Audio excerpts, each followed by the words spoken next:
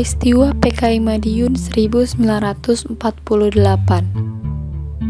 Setelah proklamasi kemerdekaan Indonesia pada 17 Agustus 1945, muncul berbagai organisasi termasuk sayap kiri atau golongan kiri dan golongan sosialis.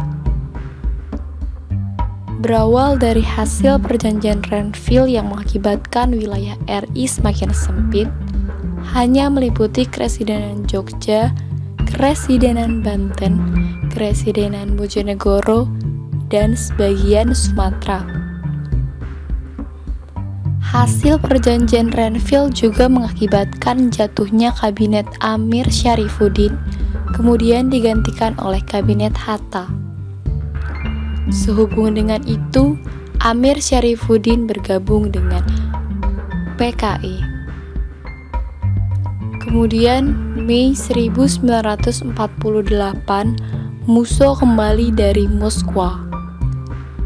Musso bernama lengkap Munawar Musso atau Musso Munawar, lahir di Kediri, Jawa Timur 1897, merupakan pemimpin komunis pada era 1920-an. Pada tanggal 11 Agustus 1948, Musso tiba di Jogja dan menempati kembali posisi di PKI atau Partai Komunis Indonesia. Di saat Hatta menduduki pemerintahan menggantikan Amir Syarifuddin, dibuatlah kebijakan untuk mengatasi masalah akibat semakin sempitnya wilayah, semakin banyaknya pengungsi, dan anggaran negara yang sangat-sangat defisit, maka pemerintah mengeluarkan kebijakan RERA atau reorganisasi dan rasionalisasi. Salah satu kebijakannya yaitu dengan mengurangi jumlah tentara dari kurang lebih 200.000 menjadi sekitar 80.000 saja, dengan tujuan mengurangi anggaran dan membuat kekuatan militer Indonesia menjadi 1:1 atau 1 orang 1 senjata. Hal ini membuat laskar-laskar yang pro pada sayap kiri atau PKI merasa posisinya terancam. Padahal Hatta bertujuan menyalurkan mereka di usaha pabrik atau perkebunan agar lebih produktif. Akibat dari kebijakan-kebijakan RERA, banyak kaum sosialis, komandan pasukan bergabung dengan PKI.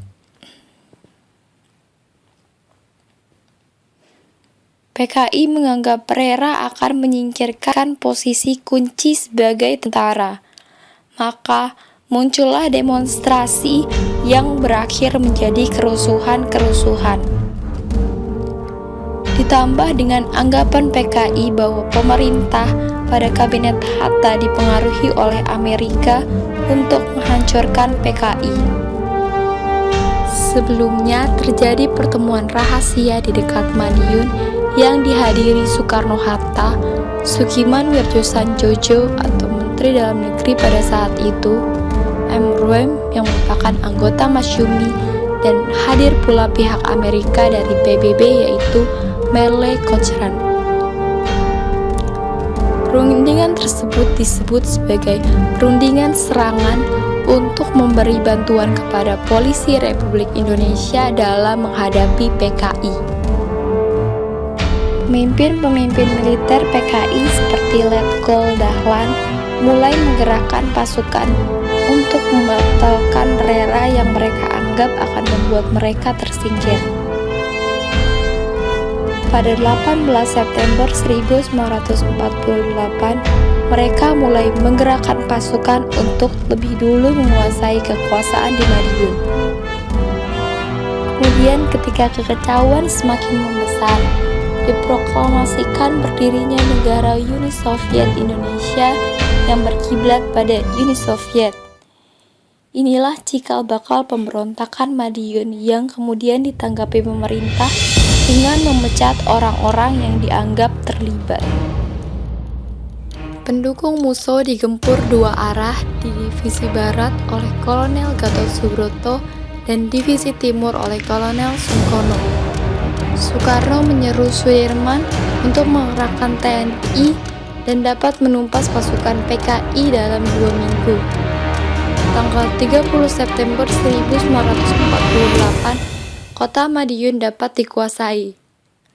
Akhir November 1948, pasukan musuh dapat ditangkap dan musuh tewas, termasuk Amir Syarifuddin tewas dan dimakamkan di Ngalihan.